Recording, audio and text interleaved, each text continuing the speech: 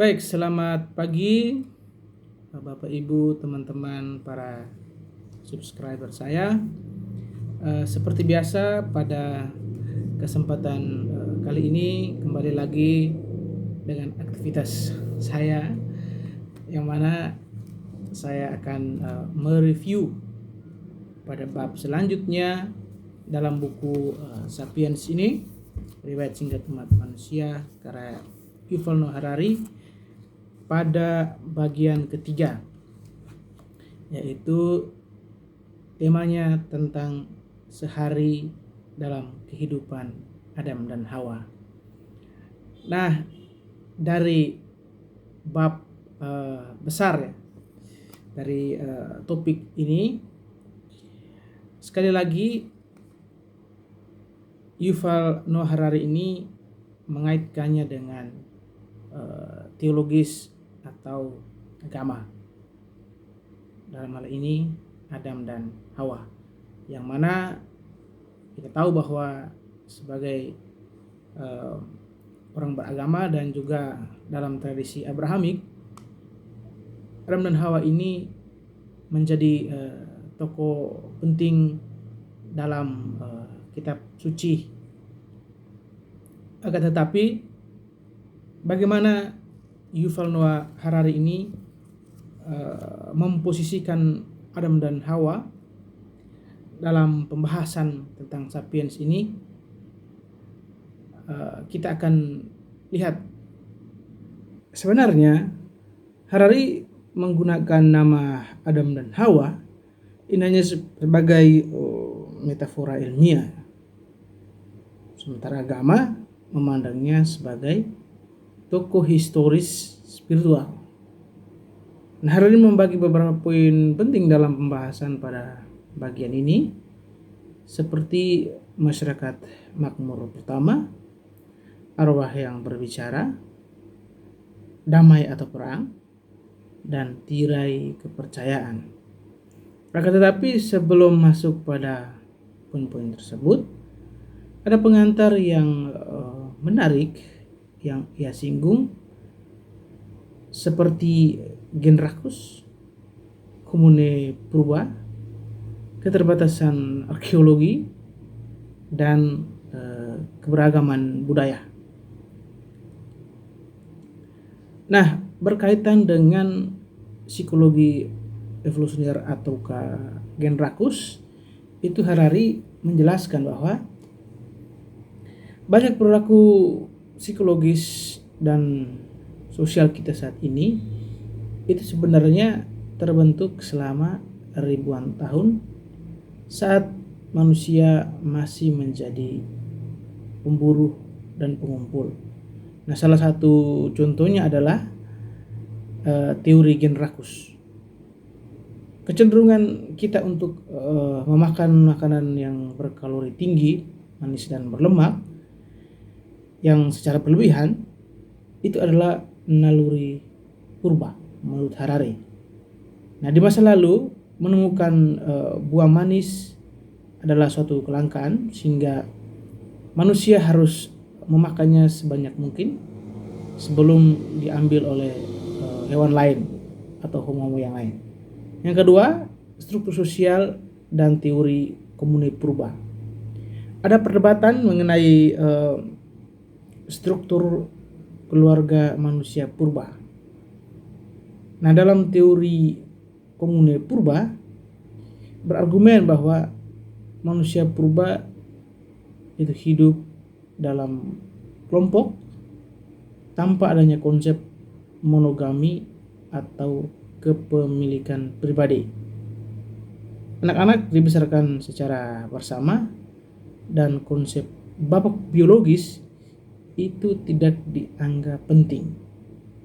Kemudian teori monogami berargumen bahwa meskipun ada variasi, inti dari masyarakat manusia tetaplah pasangan suami istri dan terdapat keluarga inti. Yang berikutnya terkait dengan keterbatasan arkeologi.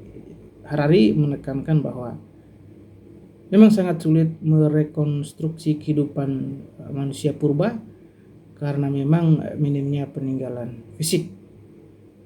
Artefak yang bertahan itu biasanya hanya benda batu atau tulang, sementara benda dari kayu, bambu, atau kulit bahkan yang mungkin lebih banyak digunakan pada waktu itu telah hancur dan dimakan zaman. Nah, hal ini sering membuat kita salah kaprah dengan menyebut masa itu sebagai zaman batu. Padahal mungkin lebih tepat disebut zaman kayu. Yang terakhir itu dia bicara terkait dengan keberagaman budaya. Sama seperti manusia modern, masyarakat pemburu dan pengumpul sangat beragam. Mereka memiliki bahasa, agama atau kepercayaan, dan norma sosial yang berbeda-beda antar kelompok. Tidak ada satu cara hidup alami yang tunggal. Sejak revolusi kognitif, manusia telah mampu menciptakan berbagai realitas khayalan dan budaya yang sangat bervariasi meski memiliki genetik yang sama. Lalu bagaimana atau apa maksud dari perbedaan kehidupan keseharian Adam dan Hawa versi Yuval Noah Harari yang dimaksud sebagai metafora ilmiah? Mungkin ada beberapa poin yang bisa saya jelaskan atau bisa tangkap. Yang pertama mungkin cara mendapat makanan. Adam dan Hawa versi Harari itu menghabiskan 3 sampai dengan 6 jam sehari untuk mencari makan. Mereka memetik buah-buahan, mencari jamur, dan berburu binatang kecil. Mereka memiliki pengetahuan yang mendalam tentang ribuan spesies tanaman dan perilaku hewan agar tidak keracunan atau kelaparan.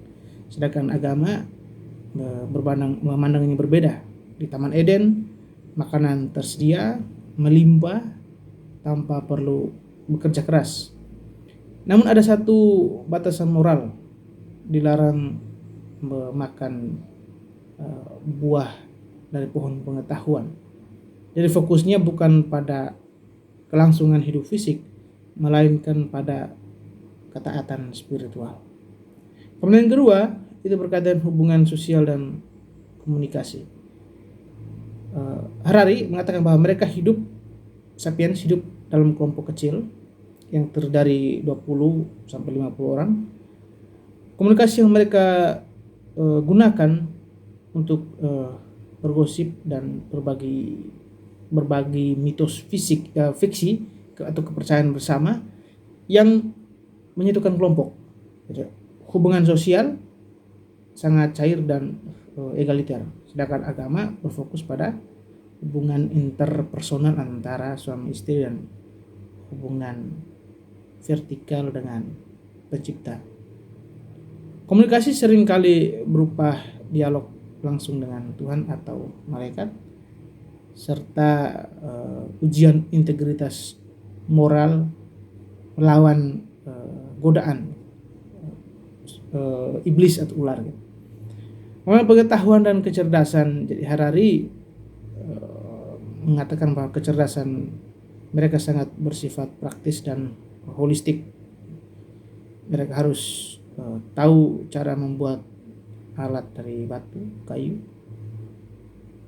membaca jejak cuaca, dan memahami ekosistem secara detail. Harari berargumen bahwa individu sapiens purba itu lebih cerdas secara fisik dan mental dibanding manusia modern yang terlalu terspesialisasi. Berbeda dengan agama, Adam itu diberikan pengetahuan wahyu. Bahkan dalam tradisi Islam, misalnya Adam diajarkan nama-nama segala benda oleh Tuhan yang pada akhirnya menunjukkan kapasitas intelektual dan bahasa. Kemudian makna pakaian dan makhluk. Harari mengatakan bahwa pakaian adalah alat yang alat fungsional untuk melindungi tubuh dari cuaca dingin atau duri.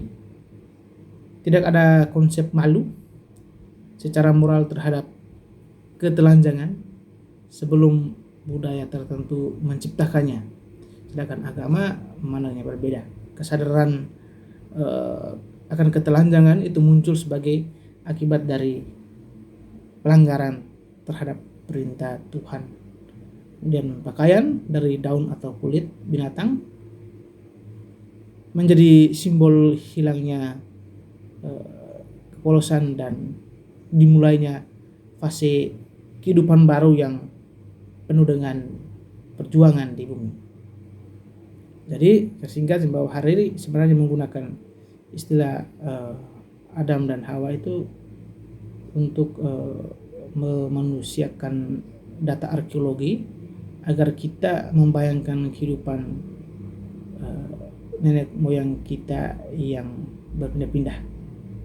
Sementara itu narasi agama itu menggunakan Adam dan Hawa untuk menjelaskan asal-usul moralitas, dosa, hubungan manusia dengan sang pencipta. Baik, mungkin penjelasan secara singkat seperti itu. Nanti kita akan membahas poin-poin yang sudah saya sebutkan tadi. Misalnya masyarakat makmur pertama, kemudian arwah yang berbicara ini maksudnya bagaimana. Nanti saya akan baca lagi dan saya akan share ke Bapak Ibu teman-teman sekalian. Oke, terima kasih.